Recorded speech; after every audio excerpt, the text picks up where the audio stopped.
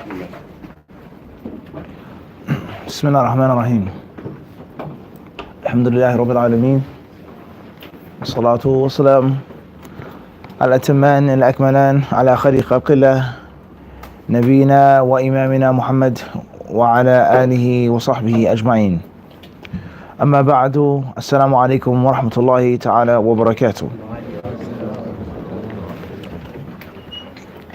Let's get started, inshallah, with review and revision of that what we mentioned yesterday. Not last night, but yesterday. Where's Brother Fatah? Please remind us of yesterday's class. What did we discuss? What did we talk about? Differences of opinions and how they classify the hadith. Differences of opinion. What are some of the reasons or some of the realities regarding the ulama of hadith differing over hadiths with regards to the authenticity of the hadith and also with regards to the meaning of the hadith and the fiqh of the hadith. Tayyib. Jazakallah khairan. What else did we explain yesterday? That's the general topic. What else did we talk about yesterday, guys? What makes a hadith authentic? Good, ahsant. What else did we mention yesterday? What else did we discuss in yesterday's class? With the right hand, Khidr. Sorry. Tfadda. The different ways of hadith can be transmitted. Different ways of transmission of hadith. Tayyib. Khairan, inshallah. What else did we mention? Tfadda, ya akhi. The different groups of ulama, like the ulama of hadith. The different types of scholars in Islam. The reality is that ulama in Islam have different fields. Different fields. All of them are not in one field. And within one field, levels as well. And errors and periods as well. The ulama of tafsir, ulama of fiqh, ulama of usul, ulama of the Arabic language. Naam. And some ulama master more than one science. Tayyib. Jazakallah. And what else do we mention? Hold on. The conditions for the hadith to be accepted. Tayyib. What else did we talk about? The great need of intelligence for understanding fiqh. The great need of intelligence for understanding hadith. Tayyib. Many other things we mentioned and explained. Hold on. The knowledge we need before we can make ijtihad. The knowledge that is needed. The conditions of al-ijtihad. Very good. Tfadal. A different mindset for people from different parts of the world. People differ naturally because of where they come from, their age, the planet, the environment has an effect on you. It's hot, it's cold, it's very barren, dry land, has an effect on you without a question. Tayyib. Jazakallah khairan. What else? Fadal. Knowing your place and respecting Islam. Knowing your place, being humble, not transgressing the boundaries. Thinking lightly of yourself but deeply about others. To think lightly of yourself but deeply about others. Those who preceded you in knowledge. Tayyib, make an excuse for them. Maybe something they know that you don't know. Khair inshallah. What else? Fadal akhi. Emptying your cup. Emptying your cup. What does that mean? Empty the cup. The situation with the blindfold on. I don't know what's the ruling, but I'm going to find out. And I'm only going to follow the results of my research. And I'm not going to go in there thinking I know it's haram, but now let me prove it against you. No. Empty your cup. This is one of the manifestations and one of the meanings of emptying the cup, which is a very important one. إياك وأن تعتقد قبل أن تستدل. Never have an aqidah before you seek dalil. Seek dalil, then have aqidah. What you believe, what you think. Tayyib, khairan inshallah. Very good. What else did we discuss yesterday? The difference between following the safest opinion versus the strongest opinion. There's a difference between ittiba' al-ahwat wa ittiba' al-arshad. The safest view does not always mean the view that's proven to be the most factual view. Alright, something else that we mentioned? What about the differences of the people with regards to their levels of independence or their levels of following? Someone who's mujtahid does not behave like someone who is muqallid. Someone who's muqallid doesn't behave like someone who is mujtahid. Whack that. Those who are in the middle. All right? Tayyib. Khairan inshallah. What else? The different generations and scholars and how they differ. Different generations of scholars. The ulama of the 3rd century, the golden era. They're not like the ulama of the 8th century. Without any disrespect to any century. But, umirna an nunazila nasa manazilahum. We've been commanded to give the people their proper status. What did the Prophet ﷺ say to the people when Sa'd ibn Mu'adh came? He says, Qumu ila sayyidikum. Stand up and meet your master, meet your sayyid, meet your chieftain. Sayyid al-Ansar. Tayyib, people have status. Someone who's older, someone who's more learned, wahakadha. Tayyib, a senior is not treated like a what? A junior. And there's no disrespect to the junior. But the senior is the what? Is the senior. Khairan inshallah. What else did we talk about yesterday? Fadal. Coming to common ground. Coming to common ground. Let's deal with the things that we agree on first. Before we get to the things of which we what? Differ and disagree. So there are conditions of a hadith being accepted which all of the ulama generally agree upon. So let's start off with that. Tayyib, khairan inshallah. What else did we say? How a fiqh would change the ruling of the hadith and hadith. How fiqh has an effect on how you look at the hadiths and how the hadiths obviously have a clear impact on the actual fiqh. Tayyib. And we mentioned many other benefits as well. Alright, so bid'in ta'ala, now I need 4 volunteers, please. 4 brothers. 4 brothers. 4 brothers, inshallah, to volunteer. 4 of them. Please come up. Fatah. Please come up. Make sure you state your name to everyone.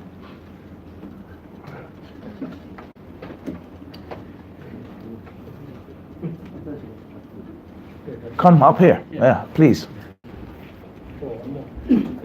I need 1 more volunteer, inshallah. Sorry, please tell everyone your name, starting with the right. Hanif. My name is Hanif. My name is Rudy. Rudy. Fatah. Fatah.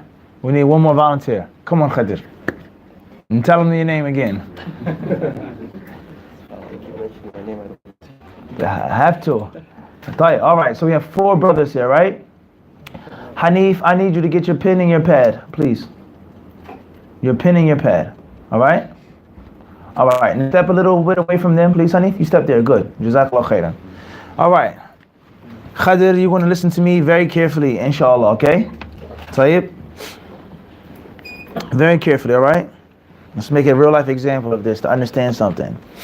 Okay, so you ready?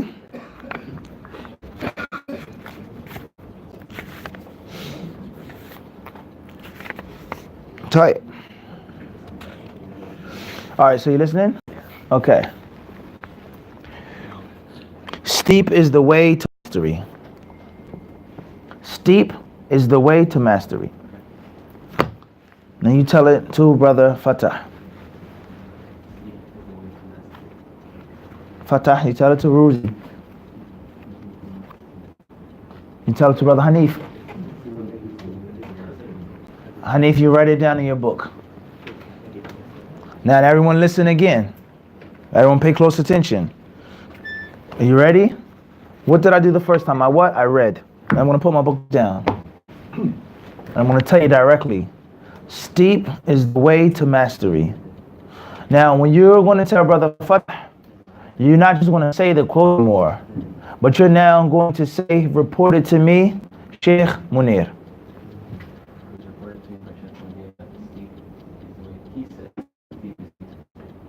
You're going to tell Brother Rudy, from Brother Khadir, from Brother Munir. I can't hear you. You're going to say, Brother Khadir told me that Sheikh Munir said, steep is the way to mastery.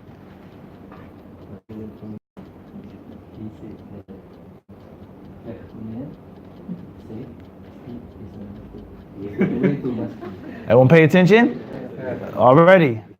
You see it? From Brother Fatah, who heard from Brother Khidir, who heard from Sheikh Munir, that steep is the way to mastery. Right, now you're going to write that down with a full chain of narration. Full chain of narration. Right, now. So pay close attention. Excuse me.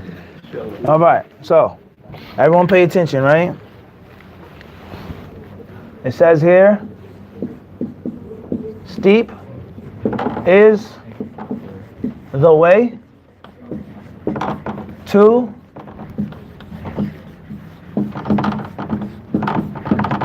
mastery. Steep is the way to being a master of anything, meaning it's a lot of climbing that you got to do. A lot of climbing. It takes a long time for you to master something, years in. All right. So, Khadir. Now, you guys stay sitting. Khadir, you sit down right there. You guys stay standing up. Hanif, you done writing it down yet? All right. Now, everyone listen here. Listen carefully, all right? I'm talking to everyone now. Everyone. Steep is the way to mastery. Now stand back up, Khadir. Now you're going to report to Brother Fatah, but in a different way. Let me see if you're smart enough to figure out how you're going to say it to him. We heard what we did in the class. La hadathana. You're going to say, Muhammad ibn Munir reported to us. Muhammad ibn Munir reported to us. Stop, pause the tape. If I just told you by yourself, you would say hadathani. But now everyone is in the majlis, hadathana. He reported to us that, Fadl. Reported to us Muhammad ibn Munir. Muhammad ibn Munir reported to us that steep is the way to mastery.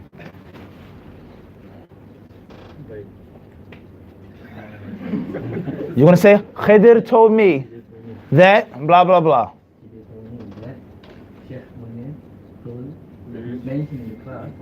Reported to them. Everyone understand this now? Now listen guys, everyone's in one room. We're in one room. They're standing less than a foot apart from each other, and you can already see that there's what? Glitches. You understand this? Did he say this or did he say that? And I'm going to explain to you why these meticulous points are so important. It's not petty. Fadda. Yalla. Let's go, Fatah. You got to say it loud. And you can't teach him. That's a major problem. And the sciences of hadith, that's called a talqeen, in which a person accepts the narration from somebody else. Yeah, he said it like this. Oh yeah, that's right. Yeah. No. Kana yatalaqan. They would say this about narrators of hadith. Kana yatalaqan. He was spoon-fed information. I can't really remember. Yeah, the sheikh said such. Oh yeah, that's right. And your source is wrong. He could be a liar, he could be weak or whatever, and I just accept it. And that's not how I originally heard it. Fadl. Mentioned in class. To the class, in the class, that steep is the way to mastery. I heard from Brother Fatah, who heard from Brother Khidir, that Sheikh Munir mentioned in the class that steep is the way to mastery. All right, Tayyib. Now, Rudy, mashallah, you're good naturally. Alhamdulillah. He's good al-hadith. Blood, inshallah, huh? Bi'idhnillah. All right, guys. So far we have how many things here? We have an isnad, and then we have a metan. The isnad is who? Who's in the isnad from the crowd? You guys don't answer the question. Who's the isnad and who isn't in the isnad? Who's in the isnad? Just answer the question that I asked. Nothing else. Nope. How'd you go from Khidr to Rudy? Everyone understand it? He went from what? Khidr to Rudy.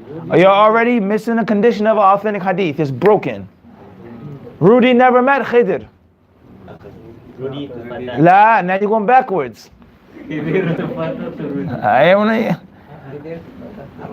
I didn't say who from. I said who is the isnad? Khidr, Fatah, Rudy. That's it. Only 3 people in the chain of narration. But how many people are up here though? How many of us are there? No, it's 5 of us. But the isnad is only what? 3. 3 people. So, hypothetically speaking, pay close attention. I would be the starting point. The Prophet ﷺ said. All right? The Prophet ﷺ said, right? For example. And from another aspect, I would be the back of the isnad. I would be Bukhari, who's narrating from teacher, Sahabi, Prophet. And Hanif will be the Prophet ﷺ. The isnad is sometimes a one-way street, sometimes a two-way street. Everyone understand this or not? So, hypothetically speaking, Hanif is Imam al-Bukhari. And you're going to read your book now. What does your book say? Last one, right? I heard from, narrated to me from Brother Rudy, who heard from Brother Fatah, who heard from Brother Hilal. That Muhammad Munir said, ... So the isnad is only three people. I am the metin, the wording of the hadith. Steep is the way to mastery. What does that mean? What do we benefit from that? That's another field of hadith, the sharh and the fiqh of hadith, which is then with the science now. And Hanif is Imam Malik or Imam Ahmed. He has the kitab, the book. So when you read inside the Bukhari, Haddathana, reported to me, that Ibn Mas'ud, Mu'adh ibn Jabal, Zayd ibn Thabit said, the Prophet said, ... So in this isnad here, how many conditions are there for it to be accepted? Quickly, guys, based off of what I told you. Three conditions. Condition number one, meaning that Khidr did what? He heard from me. Now, Khidr, you leave. You got to go use the bathroom. Go. Get up. Go use the bathroom. He goes to his car. He has to forget his cell phone or something. Go. Come back in a couple seconds, right? Come back in a minute. Okay, so listen, guys, I want to teach you a lesson, a quote. Steep is the way to mastery. Steep is the way of being a master of something. Then Brother Khidr is going to come back in a second. When he comes back, Khidr is going to get it from one of you guys. And he never was in the class at the time in which I did what? Reported it. But when he comes back, he's going to report directly from me. Did he not hear from me before? Is he not my student? Yes. But this specific narration, he what? He didn't hear. Let's make another quote from my book here. There's another quote. When Khidr is going to come back, this quote says what? Says questions. Don't let him come back in yet. Questions. Don't cook rice. Questions don't cook rice. A teacher told his student that once. You keep asking questions. We're not at lunch if you keep asking me questions. Questions don't cook rice. Don't ask questions, just do. All right? So everyone, I'm telling you, amen. Questions don't cook rice. All right? Questions don't cook rice. Now, go get Brother Khadr, tell him to come back in. Quickly. All right, so he comes back into the majlis. Now, Salam, you take a seat there. And the first question he's going to say, what did Sheikh Munir tell you guys? What did he tell you? Ask your partner. What did I miss? What did I miss? Questions don't cook rice. Questions don't cook rice. What does that mean? We didn't get into that yet. But that's what I said. Questions don't cook rice. Now you get back up here, please. Okay. Now, you relate to your student, Brother Fatah. You're going to say what? What are you going to say? What are you going to tell Brother Fatah? I heard from Afiq. Nope. You're not going to say that. Because now you put an extra person in the chain of narration. But why not report it directly from me? He's younger than you. You're better than him. You're a senior student. You don't have to mention him. Just report it from me. It's a waste of time. Why from Brother Afiq? Let's just go right into it. So tell Brother Fatah what you got. You got to say it loud for everyone to hear.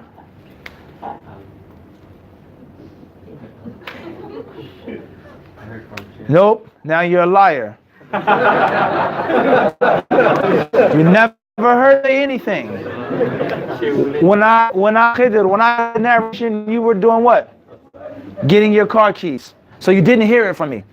You're going to say that what? Said. And that's a vague statement. It doesn't prove that he heard it, nor does it prove that he what? Didn't hear it. Listen carefully. If it says Sheikh Munir said, that does not prove that he heard it from me. Nor does it negate that he what? heard it from me. It's in the middle. It's vague. Everyone understand this or not? It doesn't prove anything. He said it. Everyone understand with me or not? And tumana. It doesn't prove that he heard it from my mouth. Nor does it prove that he what? Didn't hear it from my mouth. So tell Brother Fatah quickly. Questions don't look right. Pass it on.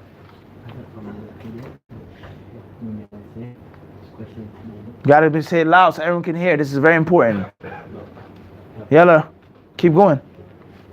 I heard from Fatah who heard from Brother Munir said that questions don't cook rice. All right, perfect. Done. So, Brother Khadir, the first for him to be, or the first condition for this hadith to be accepted is that there has to be what? Ittisal as-sanad, continuous chain of narration. Is chain continuous or not? Yes or no? It is not. Why isn't it? He didn't get it from me. He doesn't have to hear it from me. Come, look. He doesn't have to hear it from me. Whether he heard it from me, whether he read it from me, I gave him my book. I give you ijazah in my book. This is now my book. I what? Get it. No, not here. Get. You may not have to hear it. I may show you. It's my handwriting. This is my book. This is my book. It's in my possession. He gave it for you. Al-Muhim, he didn't get the narration directly from me. He got it from someone else. And he didn't mention him because he didn't feel a need to. Why do I have to mention him? Or he's younger than me. I don't want to mention him. It's going to make my ijazah looks too long now. Al-Muhim is that there is a break in the snare. But the first narration, steep is the way to mastery. He directly what? Heard it from him, from me. Or read it in my book. He got it from me. And then told it to Brother Fatah. Reaches Rudy, it's done. The hadith is finished. Hanif is now, and now he's going to recopy his book. He put his book, and that is the Sahih Bukhari. It's in circulation now, khalas. So the first condition for the hadith to be authentic is that the chain must be what? Continuous. Condition number 2, briefly guys, is that every narrator has to be what? Meaning, if one of the persons in the chain was a Buddhist, or a Christian, or a Jew, or an atheist, or agnostic, the hadith is now acceptable. Everyone has to be Muslim. Let's say Brother Rudy was insane. We cannot take his narration anymore, even though he heard it directly from Brother Fatah. Or Brother Fatah was Majnoon. Or let's say he was too young. Or he had a problem with this sin. He did it in public. He was a sinner. He wasn't pious. He wasn't righteous. He's practicing open bid'ah, calling to it. Forcing the people to practice innovation. We can't take their narrations. So the second condition is that the narrators must be pious. They have to be Muslim. They have to be of age. They have to be mentally sane. And they must be religious and practicing of the deen. Everyone understand this? Condition number 3 is that they have to be what? They have to be able to retain it. And if they don't retain it, then at least you did write it down. Alright, so it's steep to the way of mastery. Now let's say Khidr said, Muhammad ibn Munir, he told us that it takes a long time to be a scholar in Islam. It takes a long time to be a scholar in Islam. Did I say those words? I did not. But he's reporting it from what? Meaning. And then Brother Afiq, he comes, you stand up. And he reports to his student. Tell us your name, please. Ahmed. He tells Ahmed that Muhammad ibn Munir said what? Steep is the way to mastery. And then he passes it on, Then a third brother comes up. Please, you, come. He comes up. Because don't forget, I told everyone in the majlis. Your name, Akhi? Andy? Ali, tell you. Ali, he narrates for me that I said, you have to be in Medina for at least 5 years to give a khutbah. You have to be in Medina for at least 5 years to give a good khutbah. So they narrated 3 statements from me. All 3 statements are what? Similar. Steep is the way to mastery. Takes many years to this. You have to be in Medina, so on and so forth. It's bil ma'na. It's not word for word. But the first narration of Khidr is the best narration because he reported it exactly as I said it. And the other 2 students, they reported it in the meaning of what I said. The meaning of what I said. But Khidr said exactly what I said. Everyone understand this? Jazakallah khair, Brother Ali. Brother Afiq, you can take a seat. Alright, so Khidr, You have to report it exactly. And if you do report it both meaning, you can't mess it up. So let's say you narrated for me and you said, let's say you said what? Steep is the way to mastery. Huh? Sheikh Munir, one day he went to go visit a scholar in Medina and there was a lot of steps that he had to walk up. He became really tired. When he got there, he was thirsty and the sheikh didn't give him any water to drink. Steep is the way to what? He's distorted my what? My speech. I didn't say that, and that's not what I meant. And the reason why he distorted it is because he narrated it what? Sloppily. He narrated what? Sloppily. Fatah. He hears it from Khidr correctly, but your memory is poor. You can't remember anything. You have to write down every single thing. You use your GPS for all direction. You don't remember anything. He can't remember anything. And then he reports to Brother Rudy. Rudy is trustworthy, strong memory. But in the middle is a what? Is a weak narrator. Or another example, give me your notes. You wrote it down. He has his notes here. And let's say he went home and he has children. He has kids and he just put his notebooks down. And he went, used the restroom, makes salah, eat, and your daughter comes and rips up your paper. Or your son scribbles in your book. And then you come later on, yeah, right, Sheikh Munir said such and such. Or let's say in your household is someone that doesn't like you. Someone that doesn't like that you're trying to practice the sunnah. He's on some other type of Islam. And he added things into your book. He played with your handwriting. And then you're heedless and naive. You pick up your book. Muhammad Munir said that such and such and such and such. You're no longer trustworthy because you didn't preserve your notes. If you don't have a good memory, that's fine. But you have to have good what? Notes. You have to preserve your notes and keep them from being distorted or lost or tainted and played with. Are we understanding this? So these are the three main conditions for a hadith to be acceptable. For a hadith to be what? Acceptable. The ulama of hadith, they make an extra condition. And they says intida or intifa ash-shududi wal-illa. Is that the hadith cannot have a hidden glitch. Who remembers the hidden glitch? Who remembers the hidden glitch? Give me your book, Hanif, please, quickly. This is just a review session, guys. We have a total different topic today. Where's your narration at? His narration says what? I don't think you can read. Oh, well, that's another problem. Al-Muhim. Who remembers the glitch? Read the narration to us quickly, please. Brother Rudy heard from Brother Fatah, who heard. No, Brother Rudy told me. Brother Rudy told. Brother Rudy did what? Told me. Precision. Have to have what? Precision. Brother Rudy told me that. Fatah told him that. Khidr told him that. Muhammad Munir said, steep is the way to.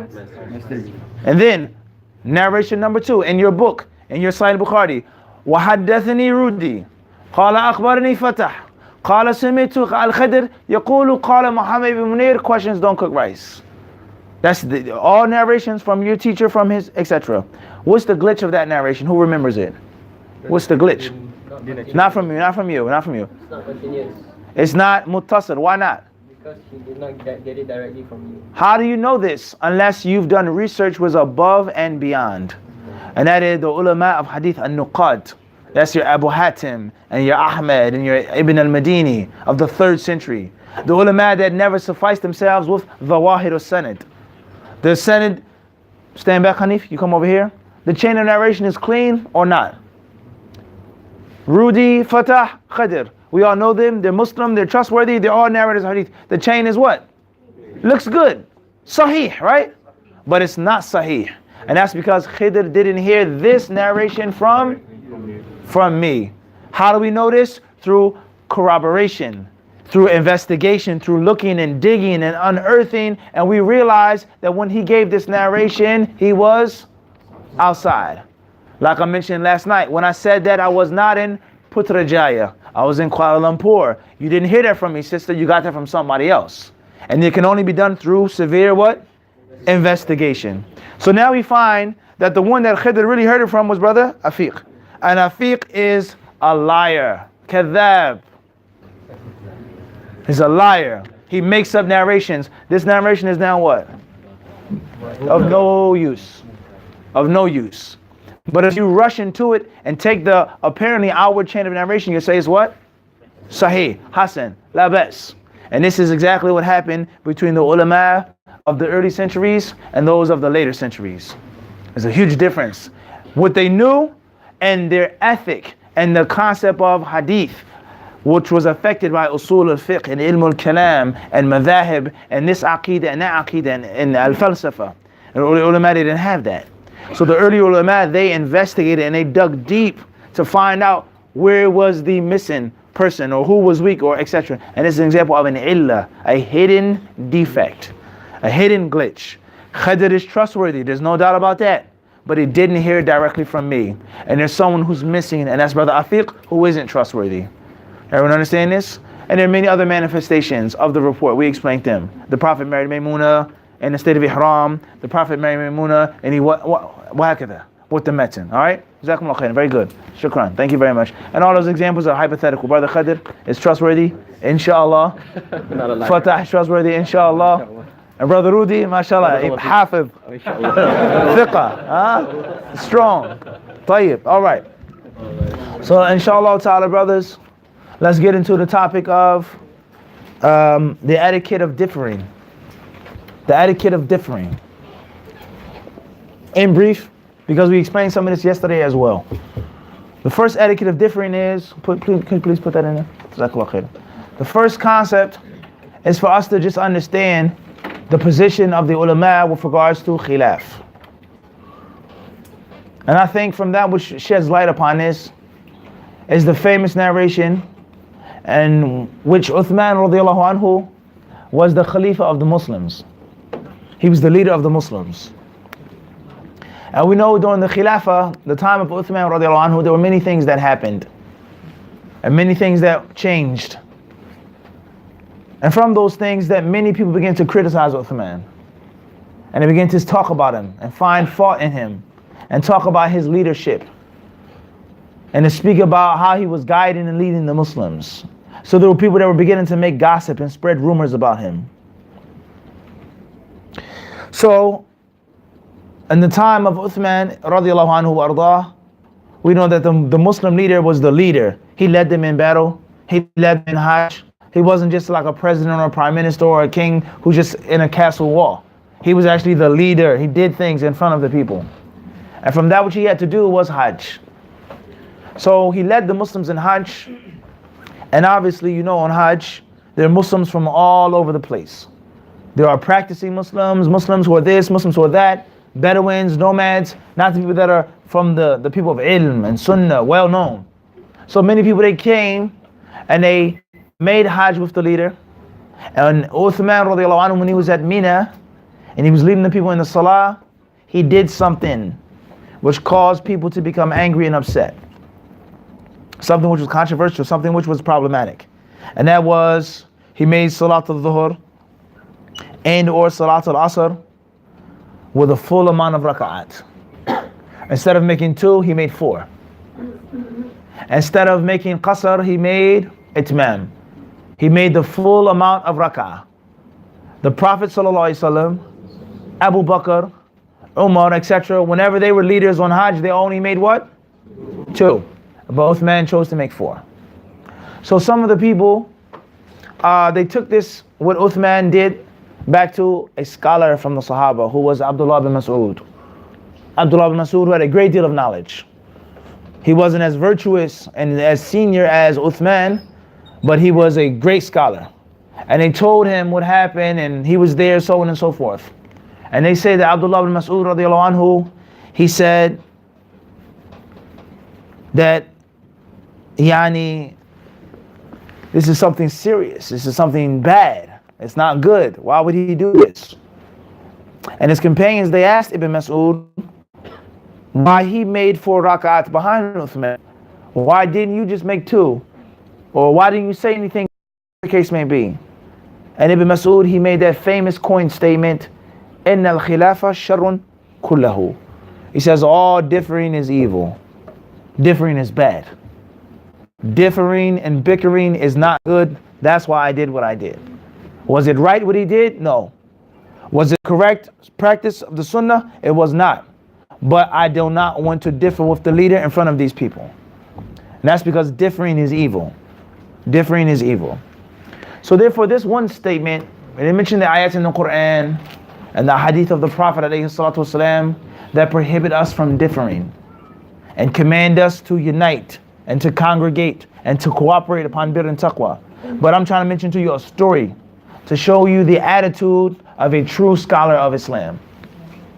The attitude of a true alim of Islam. And that is, differing is not a good thing. And sometimes to make a sacrifice or a compromise just to keep the unity and to keep the negativity away is the mark of a true scholar. The mark of a true scholar. So Ibn Mas'ud radiallahu anhu, he didn't agree with Uthman. And he felt that what he did was wrong. Mukhalif li sunnah, was against the sunnah. But he still did what he did and followed him, etc. And he gave his students, his pupils, a piece of golden advice. And that was, differing is evil. Differing is bad. Everyone understand this? So this should be the general atmosphere and mood of everything that comes afterwards. We should try our best to remove and to minimize our what? Differences. Which, as we explained yesterday, that this is one of the most important and staple characteristics of the what? Not important, but one of the most stable characteristics of the what? Of a human being. Human being. وَلَا يَزَالُونَ مُخْتَلِفِينَ, Allah says. They will always differ. But we're supposed to go against the grain and fight ourselves and to suppress the reasons behind what? Differing. Everybody understand this or not? That's point number one. Point number two is to understand that this is a statement of Ibn Mas'ud radiallahu anhu, and it's not the statement of the Prophet sallallahu alaihi wasallam. And if it was the statement of the Prophet sallallahu alaihi wasallam, there's a proper understanding of that statement, and that is, every type of difference isn't necessarily a bad type or a negative type or a haram type, but the default is that it's not that good. But there are certain types of difference or differing in which is not يعني اختلاف تضاد or خلاف التضاد, but it's diversity, التنوع, اختلاف التنوع. There's two types of differences of opinion. The first is that which actually clashes, and the second is that which is a means of diversity, and in which there's more than one way of doing it. You can make this supplication, you can say that supplication, you can say a third supplication or a fourth supplication. Ali reported this, Abu Bakr as-Siddiq reported that, Abu Hurairah reported a third, Jabir ibn Samurah reported a fifth. All of them are authentic. When you say Allahu Akbar, you make any supplication that you want to make. That's ikhtilaf at-tanawwu', in which there's nothing but diversity. And if we differ, in Malaysia, this is how we say it. And in Indonesia, we say it like that. And it's both proven through authentic hadith, la bas.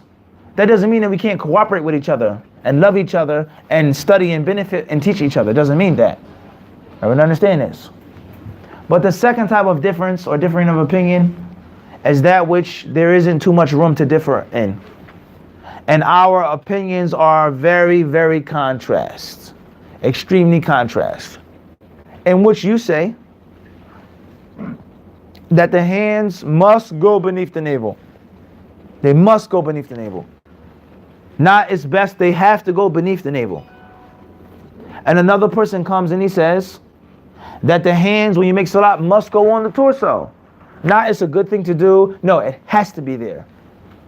Our statements, our differing is now what? Tadad. There's no in between these two. If you pray with your hands on your chest, your prayer is false. If you pray with your hands beneath your navel, your prayer is false. No longer a supplication being said or another supplication being said, an optional type of diversity. Now we have a serious clash now. Everyone understand this? We have a serious what? A serious clash. An example, as a what? As an example. So the first type of difference of opinion, someone come closer. Come closer. Don't be far from the class. The brothers will make a seat for you. We implement all of the sunnah. And the second type of difference of opinion is what? Tadad. That's not so good now. But even when we do that second type of difference of opinion, there is an adab, an etiquette. There's an etiquette. And that is, why are you saying that the hands have to go beneath the navel? And why am I saying that the hands have to go in the chest? And I have a hadith to support my view. And Ahmed said that. This companion, he went down like this on his knees first, and this companion, he went down on his hands first. None of us are making things up out of thin air. We're not doing what? Thin air. But we have athar to support this view. But I feel that the hands should go in the chest. And I think that's the strongest proof, that's the strongest evidence. I feel that when you go to sujood, do it on your knees first and not your hands. That's the dalil, what companions did, that makes the most sense. Your opinion about putting the hands down first, or putting the hands beneath the navel, or not wearing the niqab and the gloves, whatever the issue is, isn't coming thin air. It's based off of something. It's based off of what? That's the first type of khilaf. We're done with that. Now we're talking about the second type of khilaf, and which is a problem. Hands must go under the navel. Hands must go on the chest. There isn't no diversity. So those who say that the hands have to go under the navel, and this is a hypothetical example once more, I don't agree with that. And I think that the hadith or the athar or this one is weak. It's weak. It's not true. It doesn't make any sense. The hands under the navel are going to feel like you're praying lazily, you're praying slacked, etc. Holding the hands on the chest, holding your heart, etc. But at the same time, I respect you because you are a scholar and you're following the strongest proof, but it is some type of proof. And there were many great ulama who came before both of us who held that view. And those ulama were more virtuous than us, they were smarter than us, and perhaps they were closer to Allah than we are. So I don't agree with him, but at the same time I do what? Free to teach the people what you want to teach them. Tafaddal. I'm Shafi'i, he's Hanafi. La bats, tafaddal. I graduated from Medina, he graduated from Mecca.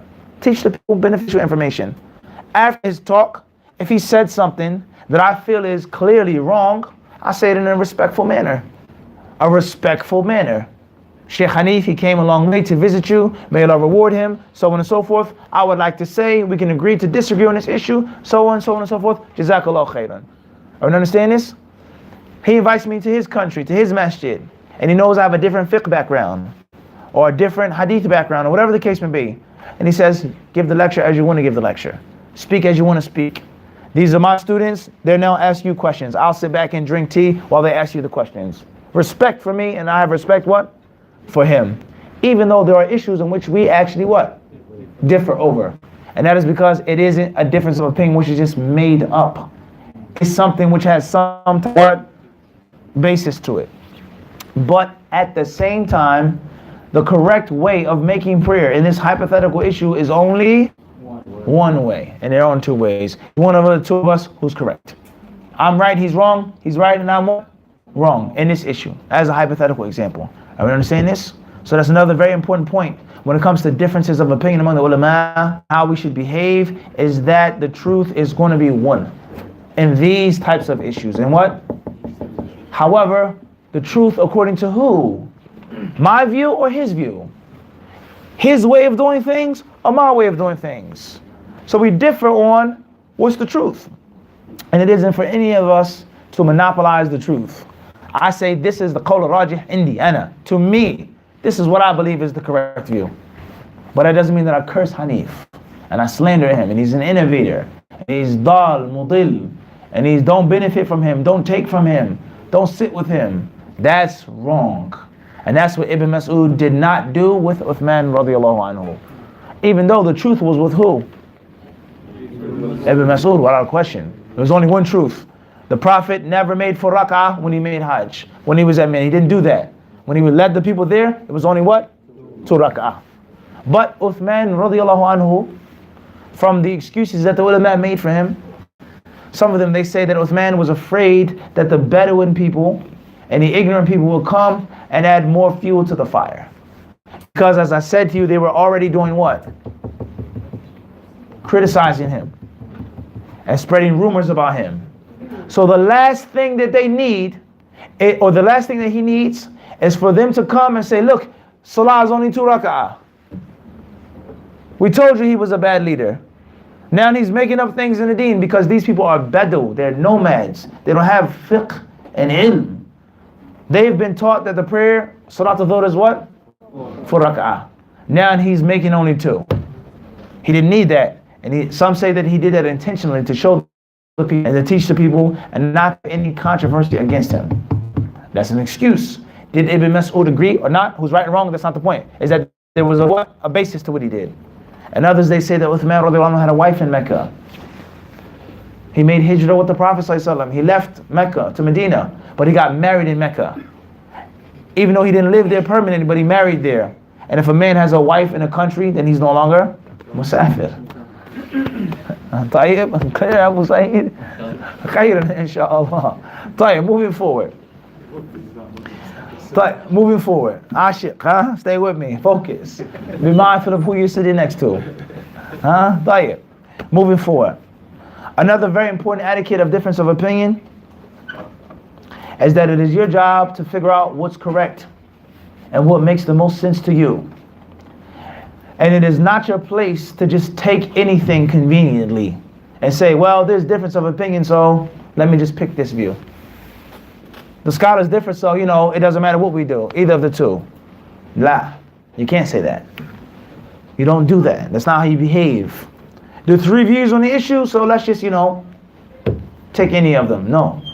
You are responsible for following that which makes the most sense to you. And that goes back to what I said about being sincere and being humble. But you must search for that which is correct. You must search for that which is what? Most correct. And from the ways of searching for that which is most correct, Ahmed, and finding it is your connection to Allah. How sincere are you? Do you really want to know the truth? Or you just want to do anything that's convenient and fun and it puts you in the crowd with the people? And Allah will protect you, keep you safe, and guide you because of your ikhlas. Because you want the truth in your heart. How many of us say the dua of the Prophet ﷺ that Aisha narrated, that whenever he would go to sleep, he would ask Allah to guide him to the truth. Guide him to that which the people fight and differ over, because you guide to a straight path. The Hadith in Sahih Muslim. Everyone understand this? The concept of making dua to Allah and being honest with Allah, sincere to Allah subhanahu wa ta'ala. Another very important point is to have common sense. When it comes to differences of opinion, you have to have common sense. Common sense. An example of common sense, let's mention the concept of free mixing. Free mixing. So in the United States of America, I have a friend. This brother, he went to Egypt once. And by any means am I saying that there's something negative or bad with people of knowledge in Egypt. By any means am I saying that. I have many teachers that were Egyptian that I benefit from, and many books I have that I read written by Egyptians. But I'm making a point here. So he went to Egypt, and there was a program that was made for new shahadas, new Muslims, right? And the program was at an esteemed university. I'm not going to mention the name of the university for one reason or another. So they had programs there for Muslims from different countries who spoke different languages. And there was a sheikh that would come and teach them and explain to them what Islam is and what Islam isn't. And he told me that the professor would come into the classroom, and the very first thing he would talk about now was the correct aqidah and arkanul iman, arkanul islam. He would talk about, don't be a Wahhabi. Don't be like this. Don't say this. You don't have to wear this. That's wrong. That's extreme. Don't be like those people. We're not like those people. Islam is easy. Islam is simple. Islam is beautiful. Islam is fun and happiness. That's what Islam is. Not like these people who make Islam harsh and hard. Type. Which we agree on that. Islam is simplicity and ease. And you should be happy as a Muslim. There's no doubt about that. So as the program was about to end, the week program or whatever, it was about to come to an end, the professor one day, he came to the dorm where the students were staying. And he told the guys, after he saw them in different dorms, separated, he said to the brothers and the sisters, he says, why are you guys separated? Why are the brothers on one total different, and then one dorm, and the sisters on a different dorm? You guys can sit with each other. You have a bed, she has a bed, and they say, it's no problem. This is Wahhabi Islam. This is harsh Islam. Islam is simple. It's nothing wrong. We're all Muslims. We can all be friends. You don't have to have a nasty intent or dirty intention if you sit with a sister and talk with a sister. It's what he said to the students. We're new Muslims. Professor, he said, yeah, Sheikh, we've been here for a week. Where have you been?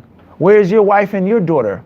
We don't see them coming to the classes and sitting with us and talking with us, so on and so forth. If you come with your wife and your daughter and you sleep with us in the dorms, then no problem, it's permissible. What did the professor say? He couldn't say anything. He was dumbfounded. And that's because he used common sense against the professor. If it's so permissible and it's such a good thing to mix and everyone be jolly and joyful together, why not bring your family for us to meet them? Where's your daughter? We don't see your daughter sitting with the brothers. We don't see your daughter mixing with the rest of the men. You keep them away. And that's because you know that that is not correct. For men and women to sit, to lay, to sleep with each other, to be with each other, to just have fun with each other, you know that's not right. But you have an agenda and an ulterior motive. And he defeated him with what? Common sense. He didn't say, Qala al-Imam al-Bukhari, Qala al-Imam Ahmad. He defeated him with what? Common sense. And the professor had nothing else to say. So a very important point in etiquette of differing is to use your what? Common sense. Use your common sense. Ali radiallahu anhu, he narrated, he says, لو كان الدين بالرأي لكان أسفل الخف أولى بالمسح من أعلاه. If the religion was based off of opinion, if it was based off of common sense, then it would make more sense to wipe the bottom of your leather sock instead of the top of your leather sock. Then that's the famous narration that we always hear all of the time. And the people oftentimes they misuse this narration. First and foremost, this is not the narration of the Prophet ﷺ. It's of Ali radiallahu anhu. It's not the messenger's words. Number two, this statement does not negate the usage of common sense. It does not negate the usage of reasoning and logic. But it proves that the deen is not based off of reasoning and logic. And he means by that the rulings of the deen. If you make 2 rak'ah for dhuhr, 2 rak'ah for asr, 2 rak'ah for isha, why not just make 2 rak'ah for maghrib? But it's not based off of that because the Prophet didn't legislate that. So Ali is saying if the religion was based off of common sense, the specific details of the religion is what he means. Because of course belief in Allah, there's no doubt, it's common sense. That there's only one creator. You didn't create yourself. That's common sense. That there can't be 2 gods because the universe is in total what? Harmony. That's common sense. Ali is saying if the deen, if the details of the legislation were based off of common sense, then it would make sense to wipe the bottom of your khuf than the top of your khuf, right? That's the narration in which is famous, and it's authentic narration. But there's an addition to this narration in Sunan Abi Dawud that says, وَلَقَدْ رَأَيْتُ رَسُولُ اللَّهِ صَلَّى اللَّهُ عَلَيْهِ وَسَلَّمْ يَمْسَحُ عَلَى He says, indeed I saw the Messenger of Allah wiping over the top of his khufs. To prove that I saw the Prophet doing it, that's why it's the rule. Regardless of what seems to make the most what? Common sense. But that does not deny and negate the usage of what? Common sense and intelligence. And one of the most important characteristics of a scholar is aql. You have to be smart. And intelligence is of 2 types. 2 types of intelligence. That which is jibilli and that which is muktasab. Al-dhaka al-jibilli is the God-given intelligence. God-given intelligence. You're naturally smart. It has nothing to do with what you eat, how you study, how you pray. You were born with the genes of intelligence, period. A gift from Allah. And the second type is the muktasab, is the intelligence that is gained. The intelligence which is acquired through reading books, through sitting in classes, through debating, through being taught, through traveling, through experience, وهكذا. Enhancing your intelligence through certain drinks that you drink, certain teas, make the mind clear and sharp and fluid. Certain foods that you eat have certain acids and chemicals in them which release more chemicals in the brain. وهكذا. Everyone understand this? Certain mental exercises that you do and perform. وهكذا. It's muktasab, you earned it. Everyone understand this? You cannot be dumb if you wish to be a student of knowledge. And you cannot be dumb if you wish to be a scholar. And any dawah or dawah movement which is calling and encouraging the people not to think and not to use common sense, is not the correct da'wah. Abadan, period. No matter what they call it. If it's creating blind following sheep of its people and not critical thought of its people, then that's not from Allah and His Messenger. That's not from Allah and it's not from what? His Messenger. The Prophet ﷺ, on so many different occasions, he used common sense. And on so many different occasions, he beat people with what? Common sense and logic and reason. The young boy came up to the Prophet and he asked to make zina. O Messenger of Allah, allow me to make zina. The companions were upset, they were angry. The Prophet, he said, come close. And he talked to the young man. You want your mother to be taken advantage of? How about your sister? How about your aunt? How about? The young man said, of course not, O Messenger of Allah. He says, then people don't like it for their mothers. People don't like it what? For their sisters. And people don't like it for their daughters. Wahakidha. The man came to the Prophet and says, O Messenger of Allah, my wife gave birth to a black child. A child with very dark skin. My skin isn't that dark. I.e., she slept with a black man. She slept with someone that's not me. What did the Prophet ﷺ say to the man? He said, do you have camels? He says, yes, I have camels. He says, what color are those camels? He said, they're this color and that color. He says, other camels that have another color, tan, etc. He says, how can this be? He says, he says, perhaps one of his forefathers was a different color camel and it came out a different color than his parents. He says, then that's the case with your son. One of your forefathers looked like that and it's in your genes. He defeated the man with what? Common sense and logic. And there are hundreds and hundreds of hadiths like this, in which the Prophet used his intelligence to show the people how to correctly Islamically think. Tayyib. The next point of Adab al-Khilaf is that difference of the ulama is not a dalil. It's not a proof. It is not a dalil just because the scholars differ. That's not dalil, that's not an evidence. It's not evidence. The most common example of this is that of what we were asked about yesterday, covering the hands and the face. Covering the hands and the face. If I ask the sister in the crowd, if I say, why is your face not covered? Why are your hands not covered? Maybe the sister, she'll say, I don't cover my hands and my face because the scholars differ. That's why I don't do it. It's difference of opinion. The scholars' difference of opinion is not what? Dalil. The sister is supposed to say, I don't cover my hands and my face because I was taught that I don't have to. I don't cover my hands and my face because I read the hadith in which the Prophet says that when a woman reaches maturity, she must cover everything except for this and this. I don't cover my hands and my face because. That's the dalil. Everyone understand this or not? That's the what? That's the proof and the evidence. Now, scenario number 2. The second scenario is, I say to a sister, why are your hands in your face out? Why are you not covered? Cover yourself. You're exposing yourself in front of men. Cover yourself right now. What type of Muslim are you? You come outside, you don't have your hands and your face covered. Astaghfirullah, a'udhu billah, I'm not coming to this place no more. The sister now has the right to say what? No. The scholars differ on the issue, so you cannot talk to me like that. Everyone understand? The scholars what? It's khilaf of the ulama who are bigger and better than you. You cannot criticize me and repudiate me and come down on me. And the ulama who were born and died hundreds of years before you were thought of, Ibn Munir, they said it's permissible. So you cannot talk to me like that. Because there is what? Khilaf of the ulama. Everyone understand the difference between the two scenarios? Using the khilaf as a dalil and using the khilaf to stop someone from pushing it extreme and criticizing is two different things. Everyone understand my point or not? It's two different what? Two different things. You can't call someone an innovator. The sister is an innovator because she doesn't cover her hands and her face. You're not on the sunnah. You're a deviant because you don't cover. No, you cannot say that. But that doesn't mean that that's your proof for what? Doing it. We understand this? Everybody clear on this or not? And it's an extremely important adab of what? Khilaf.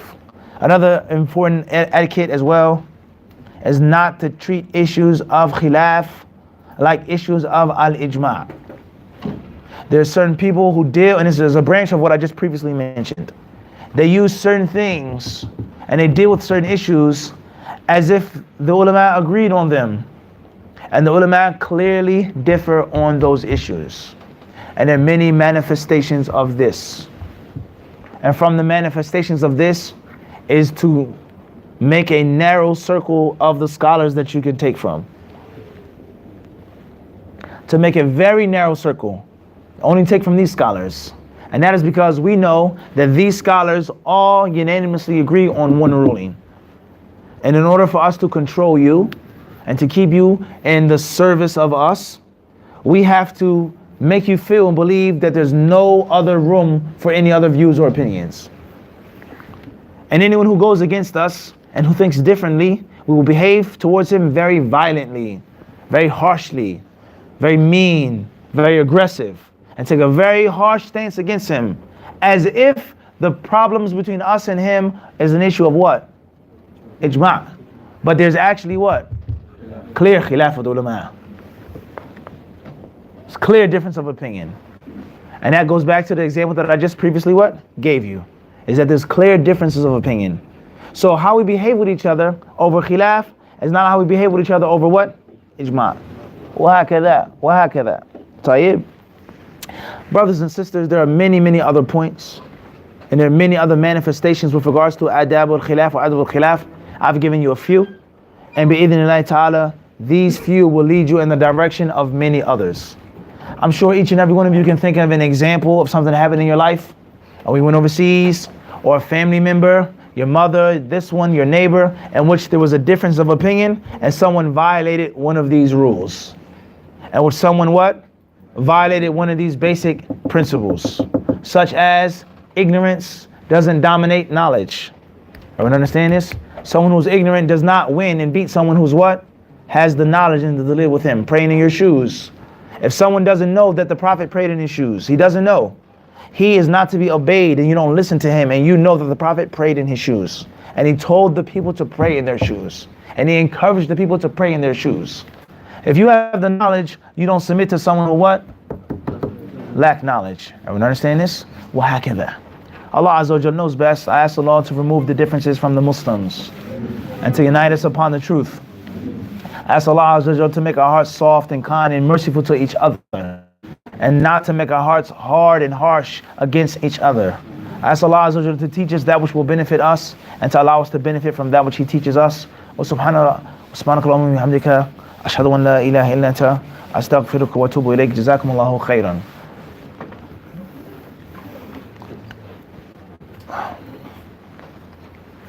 If there are any questions from the brothers or the sisters pertaining to the topic or pertaining to other than the topic, then inshallah ta'ala, please feel free to ask. Please feel free to ask if you have any question or comment. Inshallah. Khadir. With regards to a dedicated student of knowledge, when should he or she have breaks?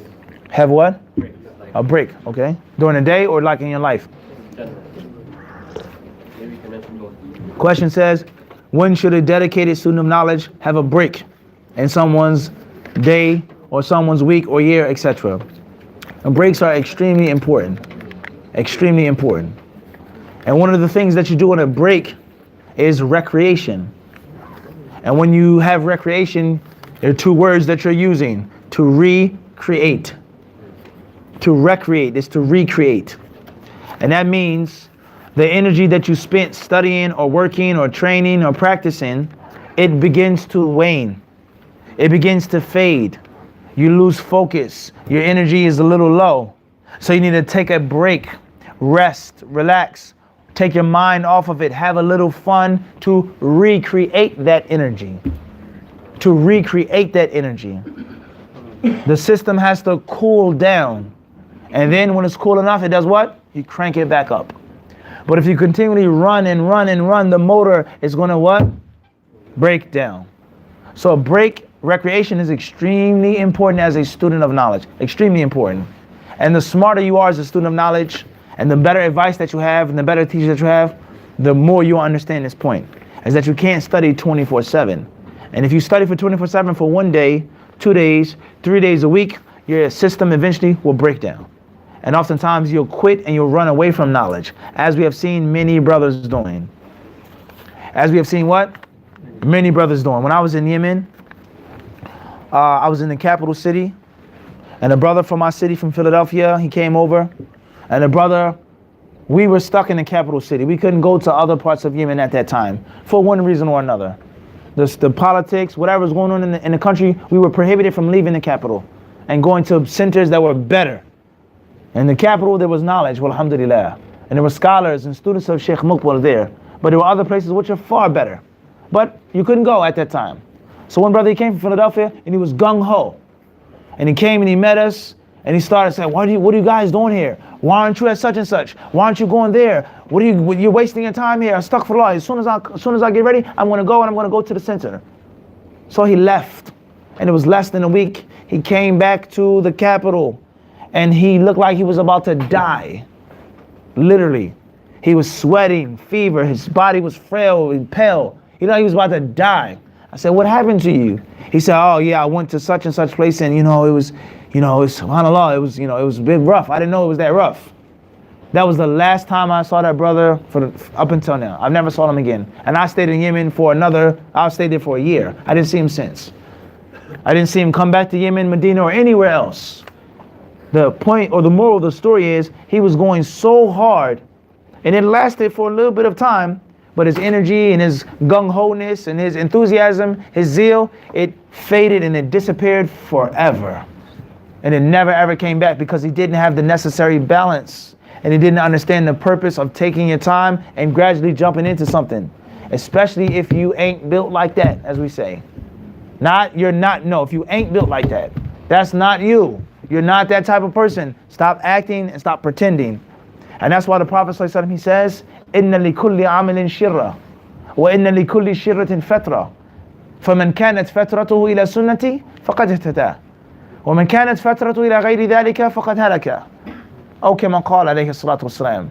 The Prophet says that every act, إِنَّ لِكُلِّ عَمَلٍ شِرَّةٍ, for every deed that you perform, there is a spark. There's a period of vigor, of energy. And every period or peak of energy, there is a fatra in which it wanes. So at your waning stage, if you're balanced on the sunnah, meaning you're not going as hard as you were, but you're still doing something. In my peak of energy, I'm reading for 20 hours a day and only sleeping 4 hours, methanin. 18 hours out the day, I'm studying, listening, memorizing, and I only sleep for 6 hours. Eating, I do it while studying. Using the bathroom, I'm listening to a class that's being played outside of the bathroom. There's no time that's not involved in studying. And then when I'm a little sick, or when I have family, or when I have to do something else, I only study for 8 hours out the day. For example, 8 hours out the day. But those whose fatra, their period of waning, ila ghayri dhalika, it's against my sunnah, meaning days go by and I don't study anything. 3 days went by and I didn't pick up a book. 4 days went by and I didn't read anything, I didn't go to any class. Faqad halaka, and you'll be lost, you'll be destroyed. So there's a time in which you go into what we say in America, beast mode. You turn it up, you're studying really, really, really, really hard. But you can't keep that up all of the time. And history has taught us that. History has taught us that. Is that when your energy wanes, that's fine. Ride the wave, take a break, have recreation, but what? It doesn't fall beneath nothing, in which you don't pick up a book at all. Or understand this? So taking a break is important for a student of knowledge. Clearing your mind, walking away from the book that you're trying to memorize. That's a proven technique. You memorize, now you need to get up and walk away from it. Editing a book, which is very tedious and painstaking, now you need to get away from the book and walk away from the book. Sit, take something to drink, go for a walk, do some type of running or jogging, shoot some basketball, punch the heavy bag, whatever. Come back to the book and you'll find that your mind is what? It's fresh now. So it's very important for the student of knowledge to understand this, but not too many breaks. Recreation has to be limited. Not too much recreation, because you only have to recreate the energy but so many times. And obviously, إِنَّمَا الْعِلْمُ بِالتَّعَلُّمِ. You have to learn day by day, day by day, period by period. فَسَالَتْ أَوْدِيَةٌ بِقَدْرِهَا. Allah mentions that valleys flow in their due measure. Valleys flow in their due measure. Not too much, not too little. Wallahu alam. Question says, if after doing research I'm leaning to take the opinion that covering the face is wajib, although I'm still unsure about it, and I am keen to start wearing niqab, but my parents does not allow me to do so, should I obey them? As long as you don't believe that it's mandatory, you don't have to wear it. Even though you're researching it and you're not on the view that it is obligatory, and your parents say don't do it, then perhaps it's best not to. But one may say, perhaps it's best to wear the niqab no matter what. And that's because if it isn't obligatory, it's definitely a good thing to do. And why are your parents telling you not to wear the niqab? What is the harm in wearing the niqab? What is the danger in wearing the niqab? Is it going to cause you to lose your life? Are you going to be attacked? Are you going to be discriminated against? Why can't you wear the niqab? And what type of parents do you have? Parents that are religious, parents that have respect for the deen, parents that want their children to be pious and righteous, or parents that worship the dunya and love the dunya and think that being religious is only cultural. You're dressing like a Saudi, like an Arab. You're not an Arab. You're from Malaysia. We don't wear this. We don't dress like this. That's not from our way. That's not from our culture, etc. Someone who doesn't have the proper vision, or someone who does has the proper vision. A father may say, I don't think there's anything wrong with the niqab, but please, as your father, I'll prefer that you wouldn't wear the niqab. It's a huge difference between someone who's narrow-minded and closed-minded and someone who worships the West and the filtered version of Islam that they want to propagate. I would understand it's a difference between the two. At the end of the day, try your best to encourage your parents to understand. Try your best to explain to your parents the virtue of being religious and being pious, and make an example to your parents. If I wear the niqab, Abi or Ummi, will it get me closer to Allah or further from Allah? Ask them a critical question. What do you think, Ummi? You think I'll be closer to Allah or further from Allah? If your parents, inshallah, they have good common sense, they'll say, it gets you closer to Allah. Okay, no problem. So every good deed that I perform, Ummi, you get a piece of. Because you're the one who raised me to be a Muslim. And you're the one who put me in Islamic school. And when you get sick and die, I'm going to be the one to pray for you. And which dua is more likely to be accepted? Someone who's really righteous and striving, or a Muslim that's just doing the basics? Common sense will tell us it's going to be the first. So I don't think it's going to be a parent that wants to reject that. But it depends on the parents, and it depends on you. If you're going to wear the niqab, then make sure you have good behavior. Make sure you have good akhlaq.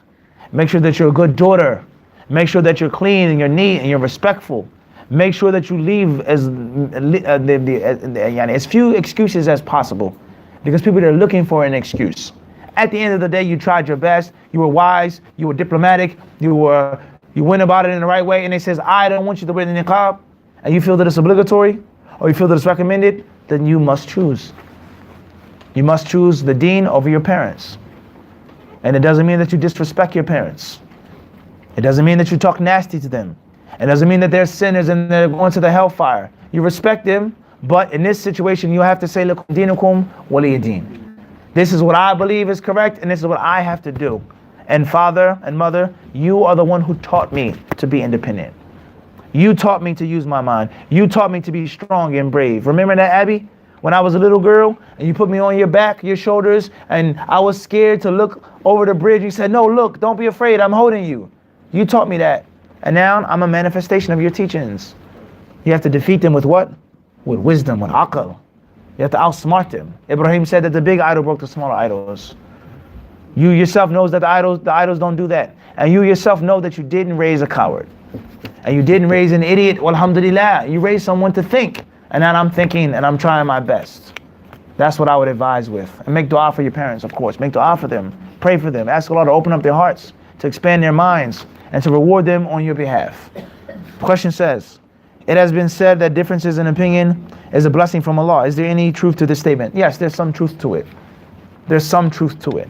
And that depends on what type of difference of opinion it is, as I just explained. The difference of opinion, which is diversity, they're implementing different aspects of the sunnah, alhamdulillah, that's a rahmah. Certain places, certain locations, certain things aren't appropriate for everyone. As far as if you mean for us to fight and to be split up, this person says, my aqidah is Maturidi, And another says, my aqidah is Ash'ari. And a third says, aqidah Ahlul Sunnah, aqidah of the Salaf. I'm Sufi, I'm this, I'm Hanafi, I'm Hanbali, I'm Ismaili, I'm. If you say that that's a mercy to the Muslims, then of course there's no truth to that statement. That's not a mercy to the Muslims. As Allah said, and we quoted the verse several times from the end of Surah Hud, وَلَا يَزَالُونَ مُخْتَلِفِينَ. They would never stop, what? Differing. إِلَّا مَنْ رَحِمَ رَبُّكَ. Except for those whom your Lord has mercy on. So it goes to show you lack of differing is a what? A mercy. And differing is someone that Allah did not have mercy on. So it depends on what you mean by difference. As far as the hadith, اختلاف أمتي رحمة, the difference of my ummah is a mercy, that is a totally weak hadith. It is inauthentic. It's not sahih at all. اختلاف أمتي رحمة, that's not authentic. The Prophet never said that. And that's not even the prophetic style. The Prophet doesn't speak like that. The difference of my opinion is a mercy. This doesn't sound prophetic. The Prophet, he didn't say that. Alayhi salatu wasalam. اختلاف أمتي رحمة. That's not true. Rather, the Sunnah, the Prophet ﷺ, in most cases, he wants from differing. In most cases, or oftentimes, he wouldn't even deal with who was right. But he would try to what? Stop the differing. The Ansar and the Muhajirin, when they had an argument, when they were fighting, the two men were fighting over something. One went to his group, and the second went to his group. Ya lil Muhajirin, Ya lil Ansar. Oh to the Muhajirs, oh to the Ansaris. What did the Prophet say? Did the Prophet say you're right and he's wrong? Did the Prophet say you shouldn't have done it? He didn't say that. He said, Ad-da'wa al-jahiliya wa ana bayna adhurikum. Da'uha fa innaha muntina. He says, is this the call of jahiliya and I'm in your company? Leave it alone because it smells bad. And he never dealt with who was right or who was wrong. So the point I'm trying to make is, the Prophet's main mission in that hadith was to do what? Stop the differing. So that it's not true that mercy is differences is mercy, but there are certain differences and certain aspects in which it what? It is and it can be a what? A mercy. Wallahu alam. May Allah bless you and your family and increase you in more knowledge and raise your ranks in Jannah. Question: is it to send salutation to the Prophet when his name is being mentioned and it be said in the heart? The ulama of Islam, they say that you have to send salams on the Prophet ﷺ at least once in your lifetime. At least once in your lifetime. Based off of the command of the Quran and Kareem. Chapter number 33, Surah Al-Ahzab. At least once. And some of them say that if you do it more than once, then it's recommended. And it is a virtue. He who sends prayers on me, Allah will send prayers upon him 10 times more. Alright? And if you're going to say it, whether it's obligatory or recommended, then it should be said with the tongue and not just with the heart. It should be verbalized. Sallallahu alayhi wasallam. If you say it in your heart, it's not the same as saying it with your tongue. If you're in a place in which you can't say it out loud, then that's one thing. If you can say it with your tongue and your heart, how you feel and your emotions and the meaning of sallallahu alayhi wasallam, then of course that's best. Wallahu alam. Assalamu alaikum, Sheikh. Question. You mentioned about salah with shoes by Rasulullah sallallahu alaihi wasallam. Please elaborate with the dalil. Jazakallahu khairan. As Anas bin Malik radiallahu anhu was asked, أكان النبي صلى الله عليه وسلم يصلي في نعليه؟ قال نعم. The hadith is in Sahih Bukhari and others. Did the Prophet used to pray in his sandals? He said yes. Imam al-Tahawi rahimahullah, and it's a very interesting fact, is one of the greatest Hanafi scholars. Alright, he was an early Hanafi scholar and he was considered to be somewhat of a rarity. And that's because he was a muhaddith. He was one who dealt with hadith and athar. Al-Tahawi mentions that the hadiths that prove that the Prophet prayed in his shoes, he says they're an abundant number. Tawatarat al-naqlu an al-Nabi sallallahu alayhi wa sallam, an abundant number that he prayed in his shoes. And he also prayed without his shoes. He prayed with his shoes and he prayed without his shoes. So therefore, if you want to pray with your shoes on, that's fine. And if you pray with your shoes off, that's also fine. But it is recommended to pray in shoes. As the Messenger of Allah alayhi wasallam told the companions to pray in your shoes, pray in your leather socks. Because the Jews and the Christians, these non-believers, they do not pray like that. I.e., khalifuhum, be different than them. So this shows us, this hadith in Sunan Abi Dawood, is that it's not only permissible to pray in shoes, but it is sometimes recommended to pray in shoes. And the shoes have to be clean, of course, just like your clothes have to be clean. So many people, they're hypocritical. They say you cannot pray with shoes. A'udhu billah. Don't come in this masjid with shoes. You can't. Why not? Yes, Sheikh. The hadith. No, you don't understand the dalil. Be quiet. Shut up. You don't know what you're talking about. The fuqaha say that you can't pray in your shoes. Okay, tell me why. Because your shoes are dirty. No problem. But the same faqih or the same imam, he turns around and he says that you don't have to take your pants above your ankle. And it's permissible to have your pants beneath your ankle, and it's not haram. And it's only haram to practice isbal out of khuyala, pride and conceit. Okay, la bas ya sheikh. When I go into the bathroom, I walk down the street and my pants are dragging under my shoes. Are my pants no longer what? Are my pants still what? Clean? Or are they what? They're dirty. And that is why people that come into the masjid, they roll up their pants. But the dirt doesn't go anywhere. You're now just rolling up the dirt on your pants and praying with dirt. Makes sense or not? You're now doing what now? You're praying with dirty pants and you roll them up. And the hadith that says that the prayer of the musbil is not accepted is a totally weak hadith in the Sunan of Abi Dawud. Fi isnadihi rajulun majhul. It's not authentic. So leave off the authentic sunnah and take the da'if hadith and implement it. This is what has happened to the Muslims. Illa man rahima rabbuk. Except for the ones whom your Lord has mercy upon. Unfortunately. So it's permissible to pray in shoes as long as the shoes are clean. And some of the ulama, they say, from the benefits of praying in shoes is that it allows the masjid to remain clean.